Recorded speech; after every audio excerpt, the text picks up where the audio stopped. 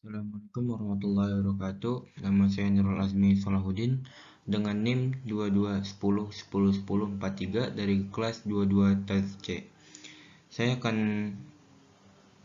mempresentasikan dari tugas pengantar ekonomi.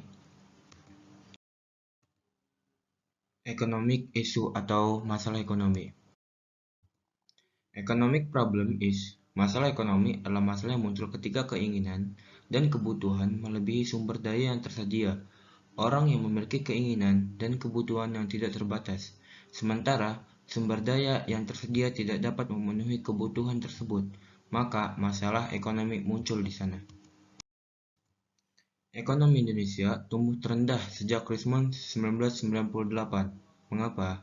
Jatuhnya perekonomian tanah air akibat virus corona yang terus merebak sudah disampaikan oleh berbagai pihak, mulai dari ekonom hingga Menteri Keuangan. Nilai tukar rupiah terdapat dolar Amerika Serikat juga telah terdepresiasi 20% dan lonjakan imbal hasil obligasi akan berdampak meluas.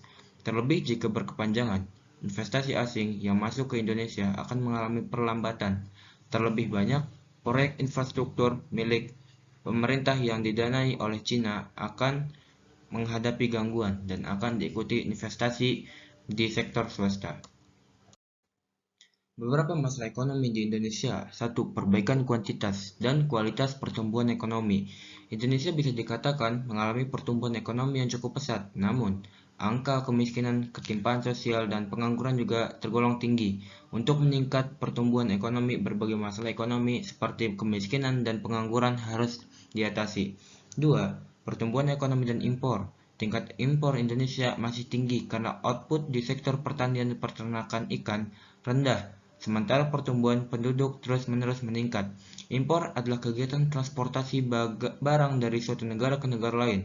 Proses impor mencangkup pada satu sisi, nilai impor Indonesia masih tergolong tinggi sehingga bisa ditekan seminimal mungkin untuk meningkatkan pertumbuhan ekonomi dalam negeri.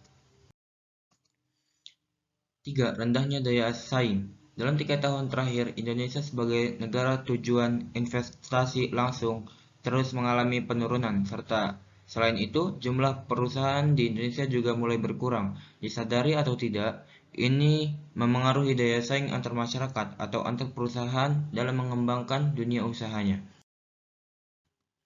Pemulihan ekonomi nasional dimulai dari UMKM. Pemulihan ekonomi nasional harus dimulai dari upaya pemulihan terhadap sektor usaha mikro, kecil, dan menengah atau UMKM. Adapun UMKM memiliki peranan penting terhadap perekonomian Indonesia, terutama ketika menjadi krisis. Secara teori ekonomi tidak mungkin bisa pulih kalau kita tidak segera memulihkan UMKM-nya. Hal itu karena sebanyak 99% pelaku usaha di Indonesia adalah UMKM. Pandemi COVID-19 memberikan dampak signifikan bagi kegiatan produksi, distribusi, pembiayaan, hingga pemasaran. Namun di sisi lain juga melahirkan banyak inovasi penting, dan saat ini UMKM menjadi center isu di tengah pandemi COVID-19 dan pemerintahan menjadi UMKM sebagai perhatian utama. Sekian dari saya. This is the end of my presentation. Wassalamualaikum warahmatullahi wabarakatuh.